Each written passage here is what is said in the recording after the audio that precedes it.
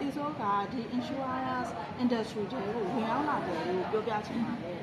ဘာဖြစ်လို့လဲဆိုတော့ဒီကဟိုးရင်တော့ဆိုလို့ရှိရင်ဒီ insurance ဆိုလို့ရှိရင်ဒီဆိုဘဏ်တွေဘာတွေမှာသွားတဲ့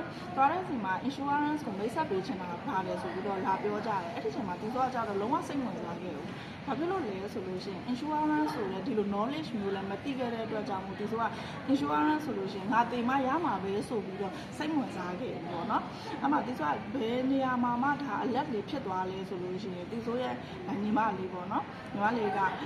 ရုပ်တရက်ပေါ့ဒီလိုမျိုးပဲဘာယောဂမှလည်းမခံစားရပဲနဲ့ဒီ breast cancer ကြီးကိုဖြစ်လာတဲ့အချိန်မှာဒီဆိုက alert ဖြစ်သွားတယ် insurance ကို awareness ဖြစ်သွားတာပေါ့နော်ငါလည်းတစ်ချိန်မှာဒီလိုမျိုးဖြစ်နိုင်တဲ့ဘယ်အချိန်မရွေးတည်ဝါနိုင်တာပဲဆိုတာကြီးကိုalert ဖြစ်သွားတယ်အဲ့ဒီအချိန်မှာမှညီမFacebook ကိုပေါ့နော်တုံးနေတဲ့အချိန်မှာပဲအခုတီဆိုးရဲ့လက်ရှိ manager ပေါ့နော်အဲ့ဒီရဲ့ post ကိုတွေ့သွားပြီးတော့မှကျမကြီးအမကန်ဆိုလို့ရှိရင်လည်းဘယ်လိုမျိုးကာကွယ်လို့ရတယ်ဥပမာကိုမနှက်ဖြန်တစ်ပတ်ကတခုခုဖြစ်သွားခဲ့မယ်ဆိုလို့ရှိရင်လည်းကိုချစ်ရတဲ့မိသားစုအတွက်အကျိုးရှိသွားမယ်အရာလေးကိုဒီဆိုတာတွေ့သွားပြီးတော့မှဒါဒီ product ကိုကြိုက်တယ်ဝယ်တယ် live ဆောင်စမ်းတဲ့ကုမ္ပဏီရဲ့ကုမ္ပဏီရဲ့အခြေအနေတွေဒီ product ရဲ့ပုံစံလေးတွေကိုကြည့်ပြီးတော့ပို့ပြီးတော့ကြိုက်သွားတဲ့အတွက်ကြောင့်မို့ဒီရဲ့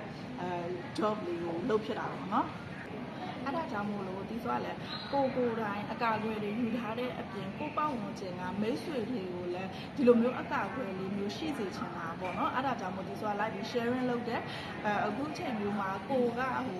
လိုပြောမလဲအစားကောင်းတောက်ကောင်းစားရလို့ရှိရင်ကိုယ့်ရဲ့ခင်မရတဲ့မိတ်ဆွေတွေကိုတတိယလိုမျိုးပဲဒီဆိုနဲ့ရင်းနှီးတဲ့ပေါ့ဝင်ခြင်းဒါမှမဟုတ်လို့ရှိရင်ဒီ insurance လေးကိုစိတ်ဝင်စားတဲ့လူတွေဘယ်သူမှဆိုဒီဆိုကိုအားမနာတဲ့လာပြီးတော့မေးလို့ရတယ်ဒီဆိုသိသမျှအကုန်လုံး sharing လုပ်ပါပေးဖို့ရည်ရွယ်ပါတယ်ရှင်